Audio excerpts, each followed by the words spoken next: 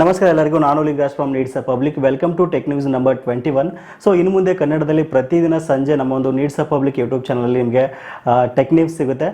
ಸಂಜೆ ಒಂದು 6ರಿಂದ 6:30 ಒಳಗಡೆ ಡೈಲಿ ಟೆಕ್ ನ್ಯೂಸನ್ನು ಅಪ್ಲೋಡ್ ಮಾಡ್ತಾ ಇರ್ತೀವಿ. ಬಟ್ ನಿಮ್ಮ ಸಪೋರ್ಟ್ ನಮಗೆ ತುಂಬ ಮುಖ್ಯ. ದಯವಿಟ್ಟು ಕನ್ನಡದಲ್ಲಿ ಟೆಕ್ ನ್ಯೂಸನ್ನು ಸಪೋರ್ಟ್ ಮಾಡೋಕ್ಕೆ ಈ ಒಂದು ವಿಡಿಯೋನ ಲೈಕ್ ಮಾಡಿ ಮತ್ತು ನಿಮ್ಮ ಎಲ್ಲ ಸ್ನೇಹಿತರಿಗೆ ಪ್ರತಿದಿನ ಟೆಕ್ ನ್ಯೂಸನ್ನು ಎಲ್ಲ ಒಂದು ವಾಟ್ಸಪ್ ಗ್ರೂಪಲ್ಲಿ ಶೇರ್ ಮಾಡ್ತಾ ಹೋದರೆ ನಮಗೊಂದು ಹೆಚ್ಚು ಮೋಟಿವೇಶನ್ ಬರುತ್ತೆ. ಇದೇ ರೀತಿ ಒಂದು ಟೆಕ್ ನ್ಯೂಸನ್ನು ಪ್ರತಿದಿನ ಮಾಡ್ತಾ ಹೋಗ್ತೀವಿ. ನಮ್ಮ ಸಪೋರ್ಟ್ ನಮಗೆ ತುಂಬ ಮುಖ್ಯ ಅಂತ ಹೇಳ್ತಾ ಇವತ್ತಿನ ಟೆಕ್ ನ್ಯೂಸನ್ನು ಸ್ಟಾರ್ಟ್ ಮಾಡ್ತಾ ಇದ್ದೀನಿ. ಸೊ ಅದಕ್ಕಿಂತ ಮೊದಲು ನೀವಿನ್ನು ನಮ್ಮನ್ನು ಇನ್ಸ್ಟಾಗ್ರಾಮಲ್ಲಿ ಫಾಲೋ ಮಾಡಿಲ್ಲ ಅಂತಂದರೆ ವಿಡಿಯೋದ ಡಿಸ್ಕ್ರಿಪ್ಷನ್ ಇನ್ಸ್ಟಾಗ್ರಾಮ್ ಲಿಂಕ್ ಇದರ ಮೂಲಕ ನೀವು ಫಾಲೋ ಮಾಡ್ಬೋದು. ನೀವೇನಾದರೂ ಈ ವಿಡಿಯೋನ ಫೇಸ್ಬುಕ್ಕಲ್ಲಿ ನೋಡ್ತಾ ಇದ್ದೀರಾ ಅಂತಂದರೆ ನಮ್ಮ ಫೇಸ್ಬುಕ್ ಪೇಜನ್ನು ಲೈಕ್ ಮಾಡಿ ಮತ್ತು ಫಾಲೋ ಮಾಡಿ. ನೀವೇನಾದರೂ ಯೂಟ್ಯೂಬಲ್ಲಿ ನೋಡ್ತಾ ಇದ್ದೀರಾ ಅಂತಂದರೆ ಈ ಕೂಡ ಎಲ್ಲ ಸಬ್ಸ್ಕ್ರೈಬ್ ಮಾಡ್ಕೊಳ್ಳಿ ಮತ್ತು ಪಕ್ಕದಲ್ಲಿರುವ ಬೆಲ್ ಬಟನ್ ಒತ್ತಿ.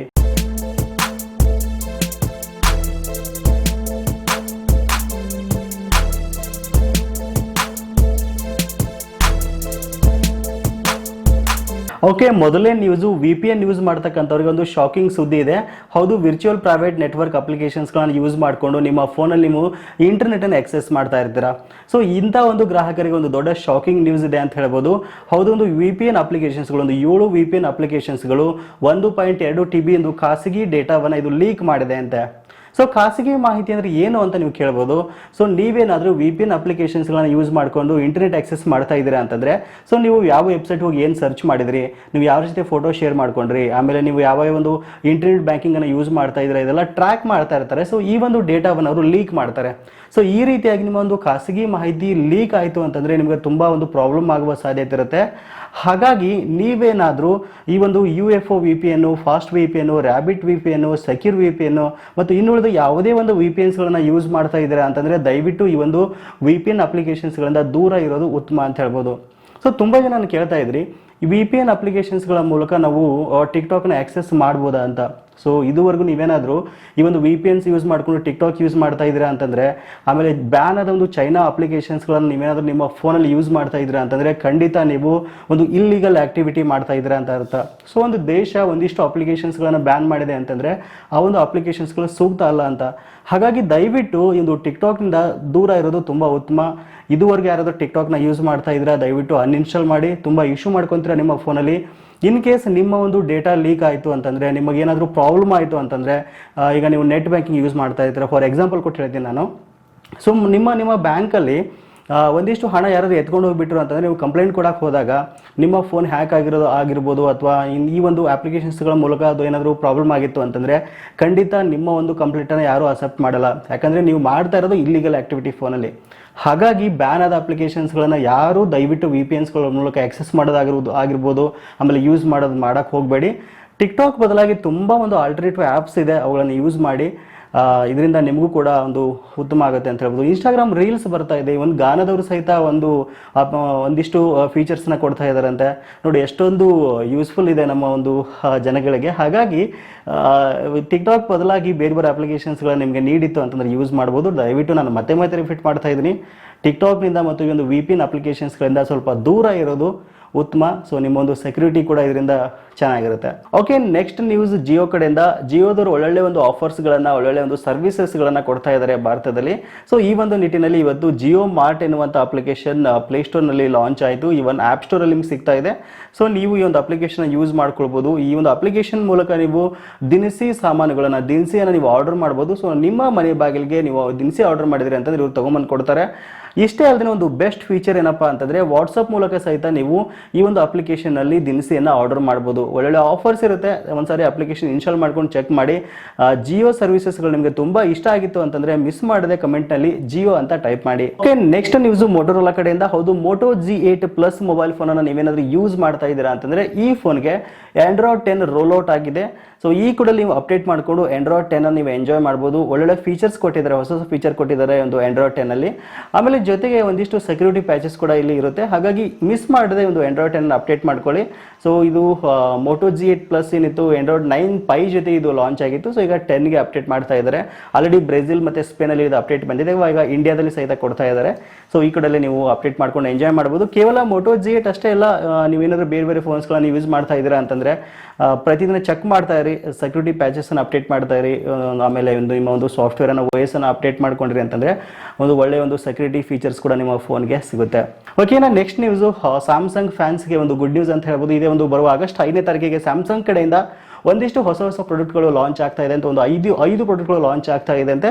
ಸೊ ಅದರಲ್ಲಿ ಗ್ಯಾಲಕ್ಸಿ ನೋಟ್ 20 ಸೀರೀಸ್ ಆಗಿರ್ಬೋದು, ಆಮೇಲೆ ಗ್ಯಾಲಕ್ಸಿ ಬಡ್ಸ್, ಆಮೇಲೆ ಗ್ಯಾಲಕ್ಸಿ ವಾಚ್ 3, ಹೀಗೆ ಒಂದಿಷ್ಟು 5 ಪ್ರಾಡಕ್ಟ್ಸ್ಗಳು ಒಂದು ಲಾಂಚ್ ಆಗುವ ಸಾಧ್ಯತೆ ಇದೆ. ಸೊ ನೀವೇನಾದರೂ ಸ್ಯಾಮ್ಸಂಗ್ ಫ್ಯಾನ್ಸ್ ಆಗಿದ್ರೆ ಖಂಡಿತ ನೀವು ಆಗಸ್ಟ್ 5ನೇ ತಾರೀಕಿನವರೆಗೂ ವೇಟ್ ಮಾಡಿ ಈ ಒಂದು ಪ್ರಾಡಕ್ಟ್ಸ್ಗಳನ್ನು ಪರ್ಚೇಸ್ ಮಾಡ್ಬೋದು.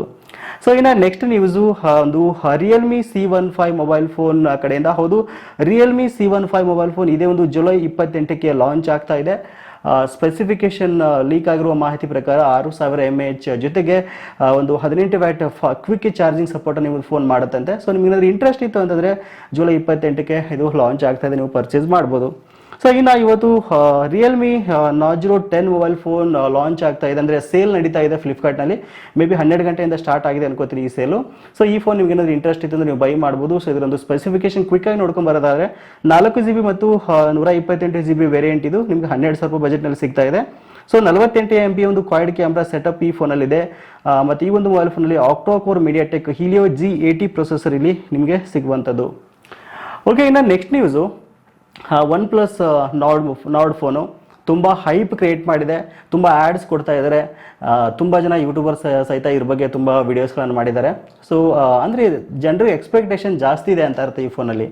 ಸೊ ಏನೆಲ್ಲ ಒಂದು ಸ್ಪೆಸಿಫಿಕೇಶನ್ ಸಿಗ್ತಾ ಇದೆ ಈ ಫೋನಲ್ಲಿ, ಯಾವಾಗ ಲಾಂಚ್ ಆಗುತ್ತೆ ಅಂತ ನೋಡೋದಾದರೆ ಇವತ್ತು ರಾತ್ರಿ 7ವರೆಗೆ 7:30 PM IST, ಅಂದರೆ ಇವತ್ತು ರಾತ್ರಿ 7ವರೆಗೆ ಲಾಂಚ್ ಆಗ್ತಾ ಇದೆ ಫೋನು.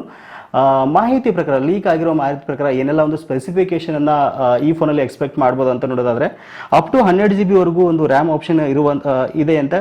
ಸೊ 5G ಸಪೋರ್ಟ್ ಮಾಡುತ್ತಂತೆ. ಆಮೇಲೆ ಅಂಡರ್ 35K 35,000 ರೂಪಾಯಿ ಒಳಗಡೆ ಈ ಒಂದು ಫೋನ್ ಸಿಗುವ ಸಾಧ್ಯತೆ ಇದೆ ಅಂತ ಹೇಳ್ತಾ ಇದ್ದಾರೆ. ಬಟ್ ನಂಗೆ ಗೊತ್ತಿಲ್ಲ, ನೋಡೋಣ ಏನಾಗುತ್ತೆ ಅಂತ. ಬಟ್ ಈ ಒಂದು ಮೊಬೈಲ್ ಫೋನ್ 5G ಅಂತ ಕನ್ಫರ್ಮ್, ಯಾಕಂದ್ರೆ ಸ್ನ್ಯಾಪ್ಡ್ರಾಗನ್ 765G ಪ್ರೊಸೆಸರ್ ಇದರಲ್ಲಿ ಇರುವಂಥದ್ದು. ಹಾಗಾಗಿ 5G ಆರಾಮಾಗಿ ಇದು ಸಪೋರ್ಟ್ ಮಾಡುತ್ತೆ. ಜೊತೆಗೆ ಅಮೋಲ್ಡ್ ಡಿಸ್ಪ್ಲೇ ಕೂಡ ಇರುವುದು ಕನ್ಫರ್ಮ್ ಆಗಿದೆ. ಫ್ರಂಟ್ನಲ್ಲಿ ಡುವೆಲ್ ಕ್ಯಾಮ್ರಾ ಇದೆ ಅಂತೆ. ಸೊ ನೋಡೋಣ. ಇನ್ನು ಒಂದು ಬ್ಯಾಕ್ ಸೈಡಲ್ಲಿ ಕ್ವೈಡ್ ಕ್ಯಾಮ್ರಾ ಸೆಟಪ್ ಕೂಡ ಇಲ್ಲಿ ಇರುವಂಥದ್ದು.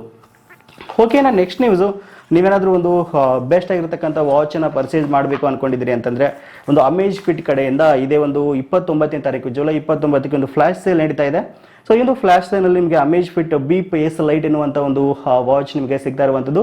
ಏನು ವಿಶೇಷತೆ ಈ ಒಂದು ವಾಚಿಂದು ಅಂತಂದರೆ, ನೀವು ಒಂದ್ಸರಿ ಚಾರ್ಜ್ ಮಾಡಿದಿರಿ ಅಂತಂದರೆ ಒಂದು 30 ದಿನಗಳ ಒಂದುವರೆಗೂ ಇದು ಚಾರ್ಜ್ ಬರುತ್ತಂತೆ.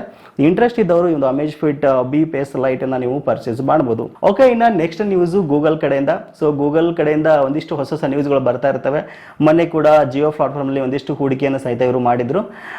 ಇನ್ನೊಂದು ಜಿಯೋ ಫೋನ್ ಮತ್ತು ಜಿಯೋ ಫೋನ್ 2 ಏನಾದರೂ ನೀವು ಯೂಸ್ ಮಾಡ್ತಾ ಇದ್ದೀರಾ ಅಂತಂದರೆ, ಸೊ ಈ ಒಂದು ಫೋನ್ ಯೂಸ್ ಮಾಡ್ತಕ್ಕಂಥವ್ರಿಗೆ ಒಂದು ಗೂಗಲ್ ಅಸಿಸ್ಟೆಂಟ್ ಸಪೋರ್ಟ್ ಸಿಗುತ್ತೆ ಅಂತ ಇನ್ಮೇಲೆ. ಸೊ ಇದು ಗೂಗಲ್ ಅಸಿಸ್ಟೆಂಟ್ ಸಪೋರ್ಟ್ ಮೂಲಕ ನಿಮ್ಮ ಒಂದು ಜಿಯೋ ಫೋನಲ್ಲಿ ಒಂದು ಕ್ಯಾಮರಾ ಒಂದು ಯೂಸ್ ಮಾಡಿಕೊಂಡು ಒಂದು ಗೂಗಲ್ ಲೆನ್ಸ್ ಮೂಲಕ ಒಂದು ಫೋಟೋಸ್ಗಳನ್ನ ಕ್ಯಾಪ್ಚರ್ ಮಾಡಿ ಅದರಿಂದ ಒಂದು ಲ್ಯಾಂಗ್ವೇಜ್ ಟ್ರಾನ್ಸ್ಲೇಟ್ ಮಾಡುವಂಥ ಒಂದು ಫೆಸಿಲಿಟಿನ ಇವ್ರು ಕೊಡ್ತಾ ಇದ್ದಾರೆ ಅಂತೆ.